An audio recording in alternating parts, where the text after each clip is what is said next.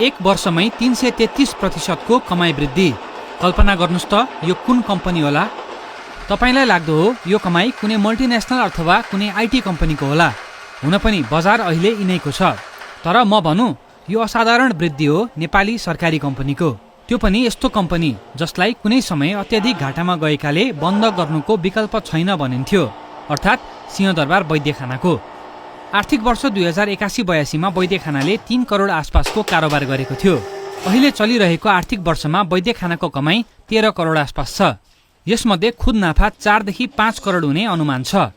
वैद्यखाना बौरिएको अर्को उदाहरण के पनि हो भने गएको साउनबाट यसले उत्पादन गर्ने ओखतीको संख्या पनि बढेको छ। त्यसअघि कानीकुथी 18-20 प्रकारका ओखती उत्पादन गर्दै आएको वैद्यखानाले अहिले 105 प्रकारका ओखती बनाउँछ।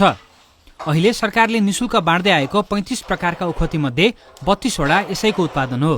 आखिर के भयो यो एक वर्षमा? रुग्ण हुन लागेको उद्योग कसरी चम्कियो? सिंहदरबार वैद्यखाना विकास समितिका अनुसार संस्था उभो लाग्नुको एउटा प्रमुख कारण हो राजनैतिक हस्तक्षेपको निराकरण। कुनै समय राजनैतिक दलसँगको निकटताका आधारमा हुने नियुक्ति र कच्चा पदार्थ खरिदमा समेत झल्किने सिन्डिकेटले औषधि उत्पादन प्रभावित हुने गरेको थियो, जुन अहिले सुध्रदै गएको छ। अहिले नयाँ आपूर्तिकर्ताले समयमै चाहिएको कच्चा पदार्थ उपलब्ध गराउँदा उत्पादनले गति लिन थालेको छ। आयुर्वेद औषधि उत्पादन गर्ने देशको एकमात्र सरकारी संस्था वैद्यखानाको काम गर्ने तौर तरिका पनि अहिले व्यापक बदलिएको छ। न शनिबार न आइतबार अनि न कुनै सार्वजनिक बिदा। वैद्यखानामा अहिले 7 दिन काम चल्छ। शिलाजित, च्यवनप्रास, सितोपलादी चूर्ण, त्रिफला फल जस्ता औषधि किन्न आउनेहरू रित्तो हात फर्कनु परेको पनि छैन। यहाँको उत्पादन अहिले काठमाडौँको काउन्टरमा मात्र बिक्री हुँदैन, सातै प्रदेशका 150 स्थानमा G2G खरिद मार्फत वैद्यखानाको औषधि पुगेको छ। तर वैद्यखानाको केही दृश्य खिन्न बनाउने पनि छन्।